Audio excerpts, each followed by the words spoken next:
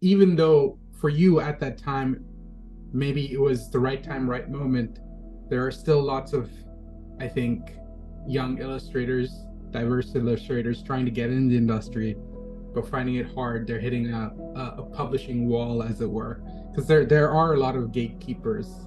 Um, what would your thought process be in how do we cut down the barriers to entry?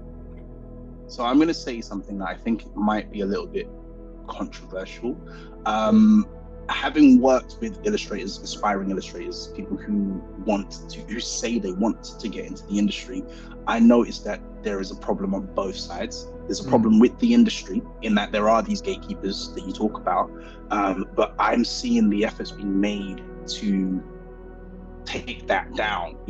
I'm seeing loads of different schemes and things pop up, but the biggest problem that I find is that for so long, people from diverse backgrounds have been excluded from the whole process, the whole experience. They've been excluded for so long that they've only ever had an outside view. So the outside view is a bit unrealistic, you know.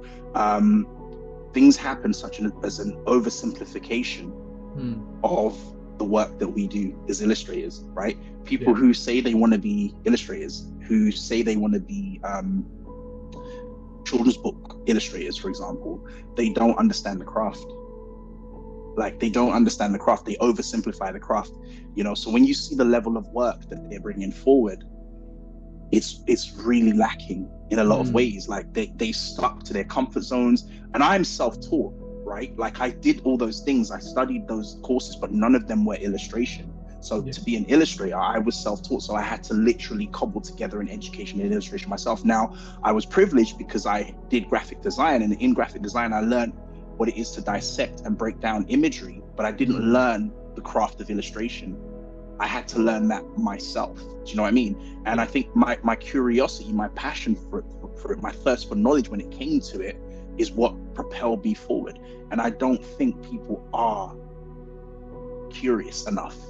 I don't think, because like I get asked these questions sometimes, and I'm like, how do you not know the answer to that? Like, instead of asking me the question, you should be doing the research. Because one of the things for Mm, me is, right, I did ask other illustrators for questions, but there's a way that I ask. There's a difference between asking them to provide me with an answer and asking them to validate an answer that I already found.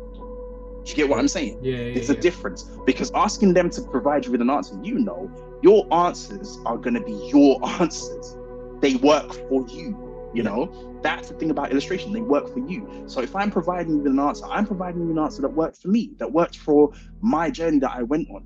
Instead of that, what you should be doing is you should be doing your research. You should be finding out about different people's experiences. And from the lessons you're learning, cobble together your own. That's how I did it.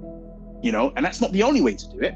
Mm, But for me, that was the best way because it kept me open. It kept me constantly thinking about how to push my craft forward, right? And I had done all of this legwork. So when I did come into the industry, it was like I'd always been here. Like I've only been here for 4 years. Remember the timeline I was giving you just now. yeah, yeah. 2018 was the year that I got all the book deals and stuff. I was published in 2019, and that's 4 years, right? But prior to that, I had an education that I'd given myself in children's literature. I read children's picture books. I dissected children's picture books to learn how to draw, like in a children's in a more child friendly style, if you will. And Yeah. what I find with a lot of illustrators that say they want to do this thing, they haven't done that. Like I Mm, have a massive library of children's books. yeah. Like I'm on the bus, I'm reading children's picture books. That's how invested I am, you know? There's this expectation that the industry is going to treat you a certain way. So they come in with that expectation, but I didn't, because the industry doesn't owe you anything. Yeah. It really doesn't. As Oh, much as we say 100%. we want, right, as much as we say we want more diversity in the industry, we want all of that stuff. We we have to be that. Does that make any sense? The industry isn't Oh, going to do yeah. it for you. You have to be that. Like, what? Okay, we want more diversity, but how are you being diverse? How is your work diverse? You know what I'm saying? Like, you can't say you want more diversity and you only want it because you're black or because you're brown or because you're queer. Yeah. Like, how is your work? How is the stories that you're telling? How are they diverse? How are they? Do you know what I mean? All those things. So like, I see the issues on both sides. In terms of the industry, I'm an advocate for what I call grassroots work, right? And grassroots work is something that I think can be constantly done and maintained in the industry as part of any publisher's day-to-day, if you will, right? So what I tend to see publishers do is they tend to have this approach where they want to be the one publisher that has the solution to solve all the problems when it comes to diversity. So they'll put on like a scheme, a prize, something like that. And I've always said to publishers, the only way you can solve this is if you're all saying the same thing and you're all working together when it comes to diversity, right? But they don't like to do that. Occasionally, they might work together through someone else or through another entity, but they don't like to work together, period, right? And I get it, you know, it's about money. I get it, right? Money, competition, I get it, right?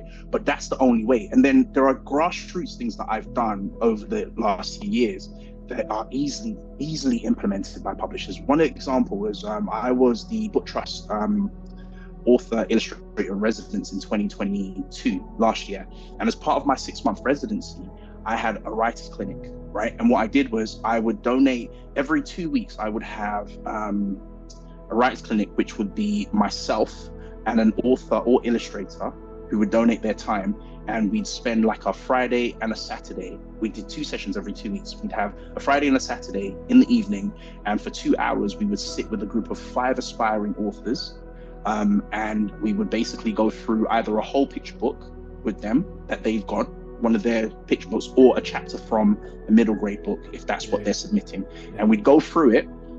They would read it to the whole group. I would give my feedback, my guests would give their feedback, and then the group would give feedback as well, right? And this is 2 hours or so, Saturday and Friday for 6 months, fortnightly. This would happen, right? And the results were amazing. Not only were we able to give feedback to people, give them a look behind the veil, a bit of transparency about how the industry functions, we were also able to bring people together, because what we do is a lonely thing. You work on your own, I work on my own. Like, we were able to introduce people to each other, and if they kept that connection, it could lead to groups, small little pockets of groups being formed, you know? And this is something that I think publishers who claim they want more diversity in the industry could easily implement as part of their publishing house's structure. It's not going to cost them that much, you know? And you get to have a one-to-one relationship with the talent. You get to build the talent. And spot it early. And invest in it. You know? Invest in it and build it and all those freaking beautiful things. But they don't want to do that. They want you to arrive ready. You know? And that's the problem. And that problem, that key thing on both sides is a problem. People arrive thinking they are ready, and publishers want you to arrive ready. Both, it's two sides of the same, you know? But No, I 100% agree with a lot of what you're saying, you know, especially the fact that I don't think enough of us put in the work, be disciplined enough to be ready when the opportunities come knocking, you know. So many times I've sent on these, like, here's an application, and they don't send in their stuff because they haven't prepared and they haven't put in the work to actually be there. And I'm all for diversity, but I'm also all for the highest caliber of illustrator, quality of work, right? Or author, like, you know, quality of work, because your work has to reflect that you are about this thing, because it doesn't get easier when you get through the door, right? And it takes away from everyone else as well who has put in the work. You know, if you drop the standard of the work, then it drops everybody's view of diverse creators, thinking they're only through the door because not because they're good storytellers, but because it's a diversity scheme. And I'm not gonna lie, one thing I'll tell you is that fear of that has stuck with me. Do you know how I justify and this is a deep thing for me to say, but how I validate myself when it comes to that, thinking to myself, am I only here because I'm me, because I'm black? How I validate it is that my audience, who are the kids that read the books, they do not know what the hell I look like. They know nothing. They love the books. And that's it. That's literally, I'm not gonna lie to you, that's the only reason I'm still here.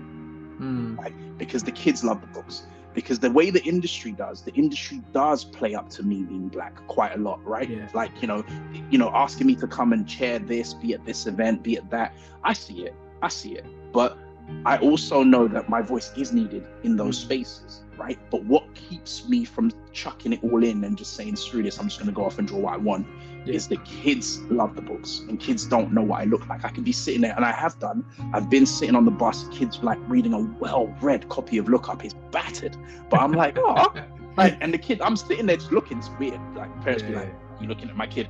But I'm just sitting there, like, just overjoyed that this kid is reading my book, and they don't know. I've had like family friends, like, who have walked in and the kids holding a copy of my book, and they didn't know, friends of friends, they didn't know that it was me, and the kids loves this book, and I get so much feedback from parents telling me how much the kids love the book, and that is what keeps me here. Because left to me, if it wasn't for that, like the politics and the crap that I see in the industry, I would have just left a long time ago. I would have packed it in. After about 3 books, I would have been like, nope, not doing this anymore.